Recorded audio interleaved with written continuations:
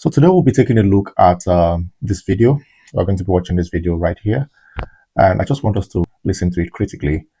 And at the end of the video, we'll try to go through it and see how we can profile our own opinion and ideas in regards to what is being discussed in that video. It has to do with relationship give and take between partners. What is really the MO of couples or partners coming together? What is majorly the motive? So we're trying to look at that. If you go through the video properly, it's not everything in it that I really agree to. And when we watch the video, you understand what I mean by that. So basically, we just want to understand if you are a man or a woman coming into a relationship, in your mind, what is your major objective of coming into that relationship? What do you have in mind? What is the propelling factor that makes you want to be with this man or this woman? Let's watch this video, then we can actually just go through it. So let's just watch this video. These women, they're not looking for love, they're looking for helpers. Sponsors. Yeah. I'm telling you, these women of our generation, they are not looking for love. They are looking for help. Instead of them praying, because they are supposed to be the helpers, instead of them to find a man that they will be helping, because that's their destiny, they came to help. Like you see, this is the stand on which my phone is resting. So if this phone is supposed to, if this stand is supposed to pray any prayer at all, it will be praying that, Father, give me the phone that I can support to stand firm. Because without this stand, you see my hand is shaking. So this is men. Men, we are always shaking. And we need a woman who will come into our lives for us to be stable. But now the women are saying, Lord, bring me a man that will make me stable. So they refuse to acquire any skills. They refuse to learn how to be submissive. They refuse to, and you don't expect me to chase you to your home, pay bride price that are unreasonable. There's no sense in that bride price they keep taking from us. You don't expect me to do all of that, and at the end of the day, you come to my house, live in my house, eat my food, and then you can't submit to me. No, I'd rather be alone. If it's cooking and cleaning, in my country, if you get a maid to at least come to your house twice a week, clean, it's not any money.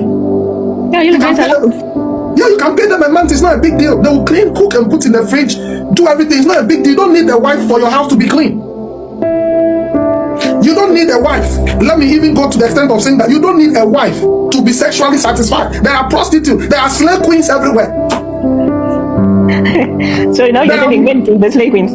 There are women that are chasing men with sex. So what I'm trying to say is that an average man, I'm not talking about me, I would never go to that extent, no. But I'm trying to say that an average man does not even need a wife in order to have sex. It's true. So if a woman is coming to marriage because she thinks that she has got some big contus or pekus that she thinks is the price, she thinks her pekus is the price, the award, when you pay my bride price, I give you my pekus. You're not serious. I think some people don't want to hear, but this is the truth. It's true, because marriage is all about give and take. You can't give nothing and take something. You give nothing, you take nothing. Unfortunately, our generation women, no, they are just there to take. When they say, so that's why they've been asking, I need a man that can take care of me. The moment I hear that thing from a woman, I run. Okay, let me ask you, what is your opinion about a man who is saying marriage is 50-50? What? Let me ask you a question. When you are taking care of yourself, do you take care of yourself 50-50? No. Thank you. Now, the Bible says that the two shall become one flesh. I meant 50. My question for you was 50-50 financial wise, like. Yeah, that's what I'm saying. That's what I'm saying. If the two of you have indeed become one flesh, who cares about 50-50? No, the two of you are 100%. If I am married to you, my dear, and you earn maybe $1,000, and I earn $5,000, you must never say anywhere that you earn $1,000. What do you earn? You earn $6,000. Amen. Because whatever I have is yours. And whatever you have is mine. But your gender, my genders, you hear this? They will hide this, and come and say, yours is for us, but mine is for me. And so the men begin to think about tomorrow. Because you know what?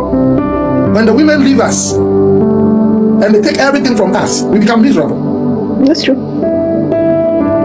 If not, the two of us are supposed to be one. If my wife is doing some good job, like maybe she's a lawyer, she's a government politician or something, and she's bringing in hundreds of thousands of dollars, and maybe I'm just a carpenter or a plumber or something, and I bring in a few bucks home, I must understand that the two of us, our resources are one. So if our resources are one, where are we going to get the 50-50 from? If it's time to pay rent, we just go to the coffers and pay rent.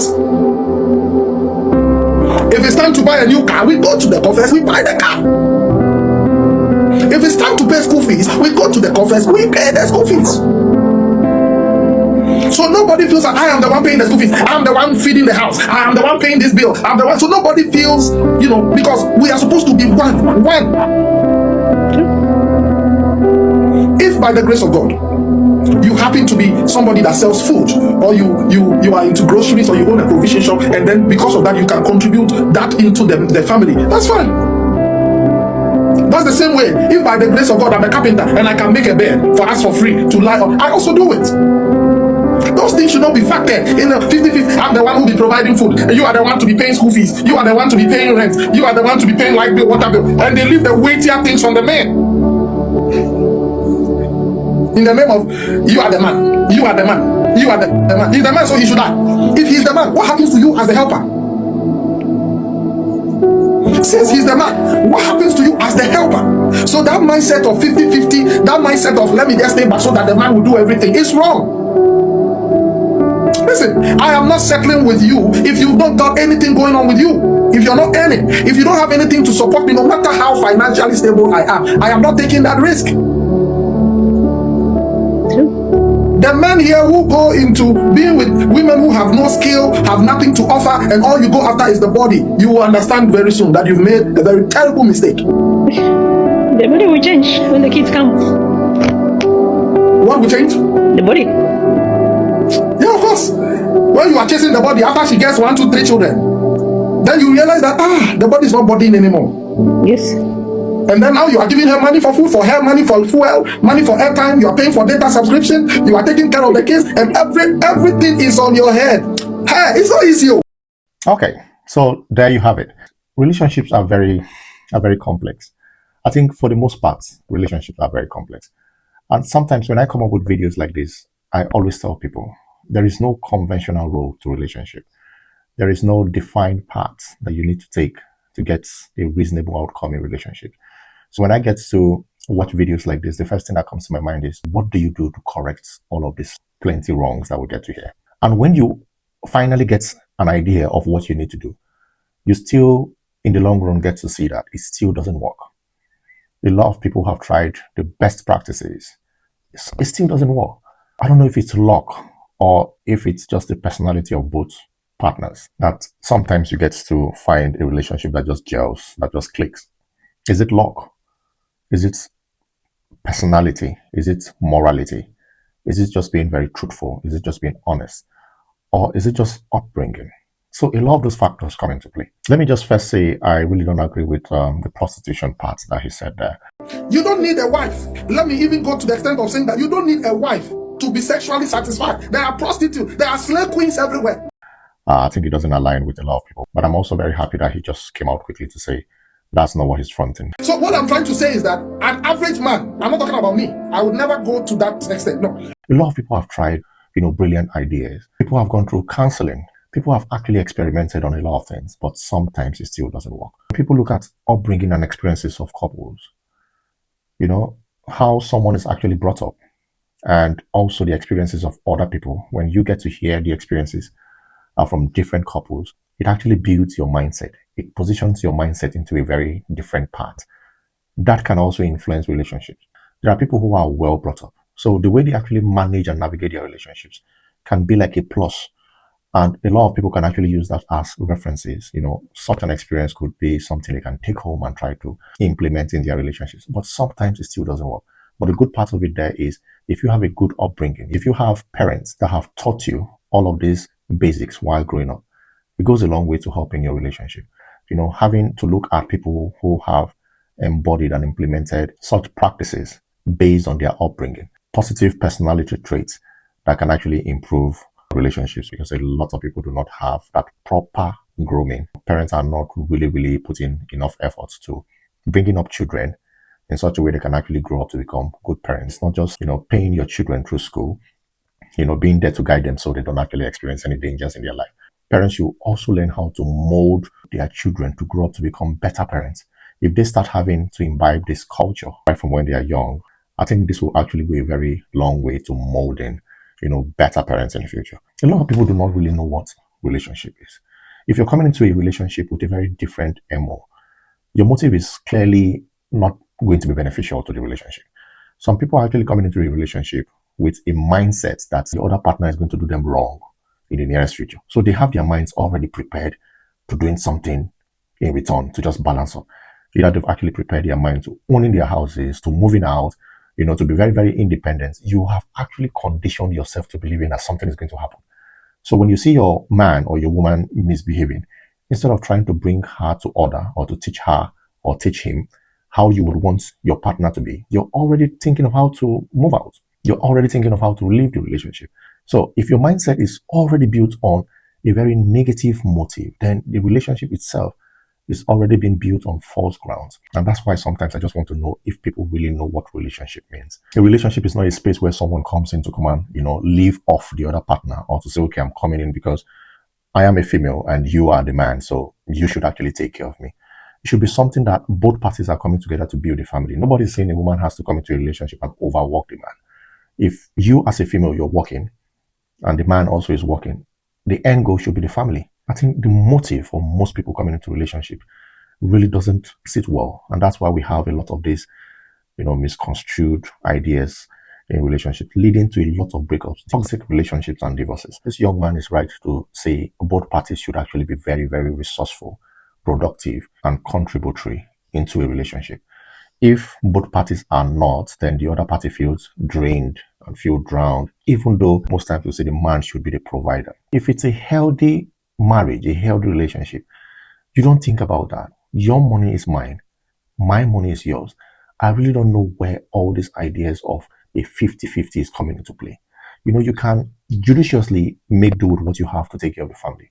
Your partner also can, the wife also can actually, contribute and try to take care. There shouldn't be any form of someone thinking that the other person is cheating or the other person should be the one providing more. For the most part, what are you looking for outside the confines of a relationship that you would want somebody to feel cheated or someone to feel drained? A marriage is not a place where you come and rest. There's so much work to do as married couples. Most people think marriage is a space where you come in to rest.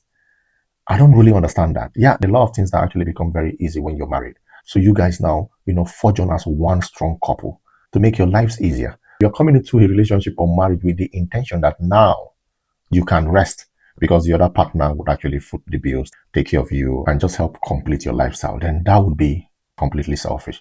The idea of marriage, the idea of a relationship is becoming very weak. If you compare the kind of relationships and marriages we have these days to what our parents used to have, it's completely different. I know times have changed, but back in the day, you actually get to see our parents having genuine love for each other.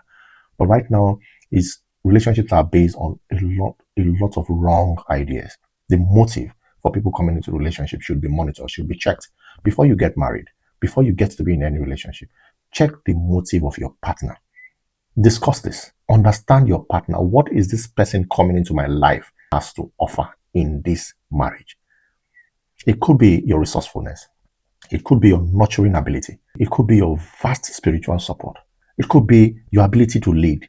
It could be your ability to provide solutions to things. There should be something you're bringing to the table, as it were. You can't just come into a relationship or a marriage just for the sake of coming into it. Or there's something he actually said about sex. Just because you think you have the ability to provide sex to someone. That is really lame. And that's why we have a lot of breakdowns in relationships. People are coming into marriages and relationships with the wrong motive. Okay, let's say the financial placement of a couple is really poor. So you now think when you get into a relationship or marriage, your financial ability will now be managed and improved by a partner. That would be selfish. If that is your MO, then that is really selfish. So the process of finding someone you like, falling in love, and trying to build a family should be based on forging on as a family within the right guidelines, within the right motive, should be guided on beneficial grounds. This is what I want to bring into a relationship. This is why I want to be with you. And this is how I would expect you to treat me or support me. So the example you actually gave about, the phone holder was a very brilliant one. As a female, you are supposed to be a support to your man. If you are not a support, then what are you? I understand the huge impact most women actually give and provide to their spouses. Very huge. I can't really underplay that. The nurturing ability, the pregnancy phase, the taking care of kids. Some women are very, very diligent. But the crop of ladies we're beginning to have in this generation, it's so appalling that we just need to make videos like this to make people understand that it's really not helping partners and couples these days. You have to be genuine. You have to be productive. You have to be helpful. You have to be kind. You have to be selfless to make a relationship work. For whatever motive you have right now, just try to build it towards focusing on your partner and your future children. It shouldn't be something that has to do with just yourself, benefiting yourself. I get to hear stories where some partners come into a relationship basically just about themselves. Basically, they don't just really care about family members. They don't care about their children.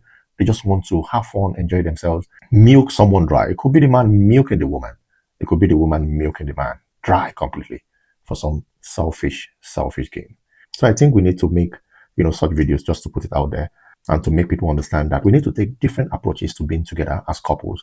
And that's the only way we can actually thrive in this relationship marriage thing. So I would just want to hear your comment. Please go in the comment section down there and just leave your comment there. Let us know what you think about this video. Is it something that you think he has spoken well? Is it something that actually fits into the idea of marriage and partnership, marriage and relationship that you see? And do you also agree on his points about women and how they feel so over entitled in regards to, provision from men and all of that? So let me get to hear your comments in the comment section. Let me get to hear you say something in the comment section, because we really, really want to hear from you. So that's my 2 cents on today's video. And if you like this content, please, I just want to urge you to subscribe to our channel and become a part of this big family. Share this video, click the notification bell so you get to see all our new videos that we'll post on this channel. I really, really hope this video is helpful to you guys, and I'll see you guys on the next one. Twali.